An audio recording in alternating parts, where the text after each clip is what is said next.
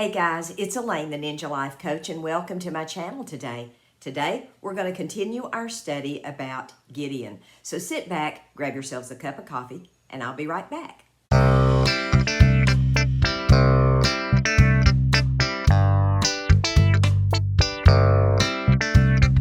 Okay, today we're going to resume our study of Gideon. This is going to be part 3, and if you haven't watched parts 1 and 2, I'm going to encourage you to go back and take a look at that because we're not going to do a lot of review today. Now, we're going to start in verse 25, and we're just going to read. This is kind of a wordy portion of the 6th chapter of Judges, but we're going to just read through this really quick, and then I'm going to comment really quickly on the end. Now, it came to pass the same night that the Lord said to him, "Take your father's young bull, the second bull of 7 years old, and tear down the altar of Baal that your father has, and cut down the wooden image that is beside it. And build an altar to the Lord your God on top of this rock in the proper arrangement, and take the second bull and offer a burnt sacrifice with the wood of the image which you shall cut down."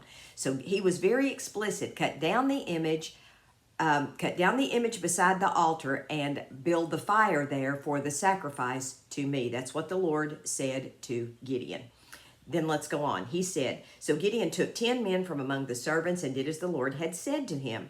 But because he feared his father's household and the men of the city too much to do it by day, he did it by night." So he was kind of sneaky about it. He's like, okay, these people are going to kill me. And this fear was very justified, as we're going to find here in just a second. So let's do this at night when nobody's going to know.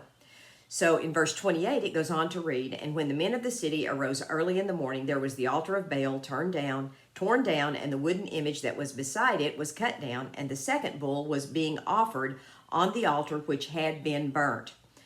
So they said to one another, 'Who has done this thing?' And when they inquired and asked, they said, 'Gideon, the son of Joash, has done this thing.'"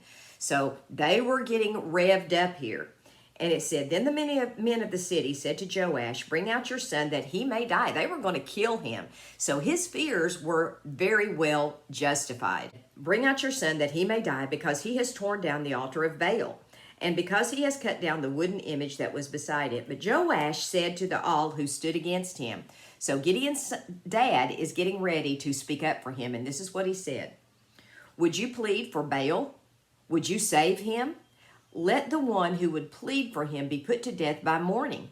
If he is a god," there's the word Elohim, "let him plead for himself, because his altar has been torn down." Therefore on that day he called him Jerubbaal, saying, "Let Baal plead against him, because he has torn down his altar." So we're going to stop right there, because that is wordy and a lot to unpack. Now, God had commanded Gideon to tear down that altar and build another altar there for himself, for God, for Yahweh. Because one thing that God did not want from the Israelites, and this was a hanging offense for them, was for them to worship another God. And if you study their history, you can see that over and over again, they did exactly that. They left Yahweh and worshiped Baal, Asherah, Ashtaroth, which is basically the same goddess, and, Molech and Dagon and a bunch of other gods. That, in the sight of God, is the absolute worst. It is one of the violations of the 10 Commandments. "Thou shalt have no other gods before me." And rightfully, God wanted to do something about it, because over and over and over again, he had delivered the children of Israel from the hands of their enemy, and they repaid him by turning their back on him. So here is Gideon following through with the words that God spoke to him to do, which was tear down that altar, build me an altar, and make a sacrifice on there with the wooden image that you tear down. So Gideon followed the instructions, but he was rightfully afraid, because they were going to kill him. And had Gideon's father not intervened, they probably would have. To me, this is the way a father defends their son. This is the same way that God defends us. This is the same way that Jesus defends us before the Father. He comes in and he says, "Look, these are our people. Yes, they've done wrong. Yes, they've sinned against us, but they're our children." And the Father, in his infinite mercy, says, "I know, son. I know we forgive them. Now, what can we learn from this? And the first thing that we can learn is let's not place anything in our lives above the Lord.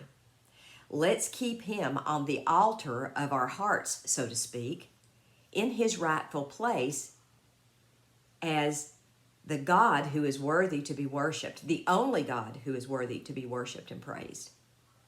Let's keep him where he belongs. And we won't have this problem where we have to tear something down and build something else. So let's make sure we're keeping him in his proper place.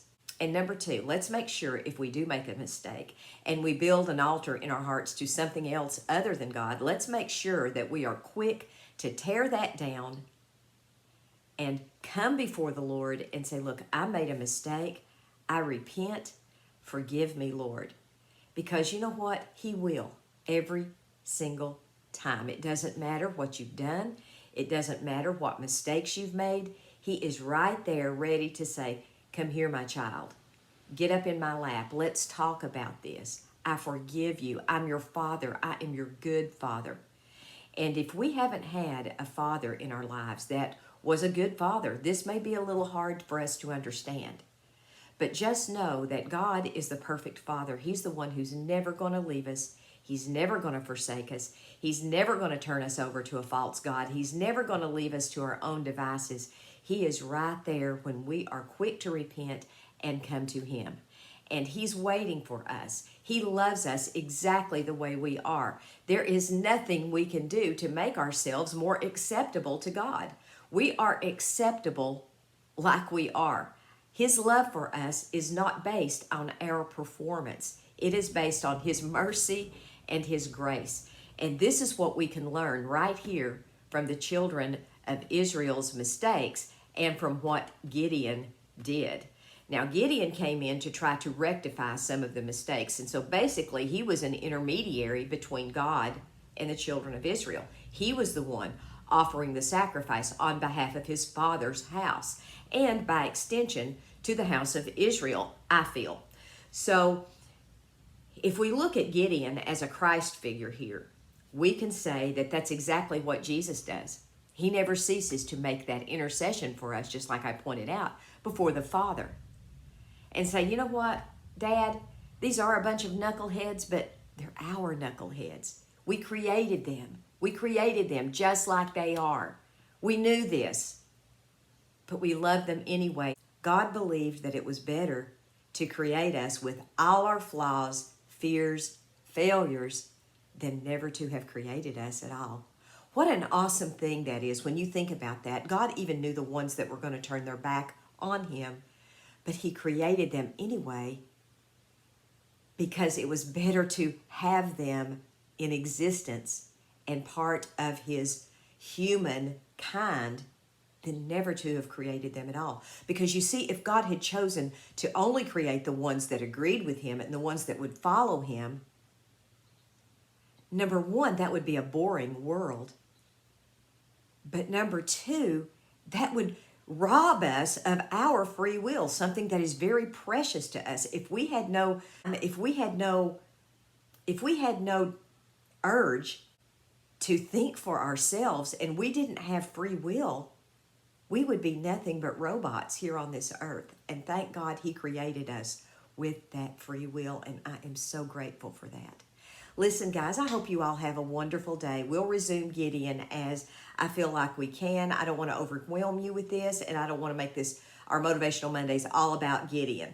So I'm going to do something else for Motivational Monday, and I'll just post Gideon as I do these. So this is part 3. Listen, guys, I'm going to drop a link down to parts 1 and 2 down in the description box. If you want to take a look at it, everything I do is down in the description box. Click on the drop-down menu, and it will tell you exactly where to go from there. Guys, I hope you all have a great day. God bless you all. Maranatha, folks. I love you guys. Bye-bye.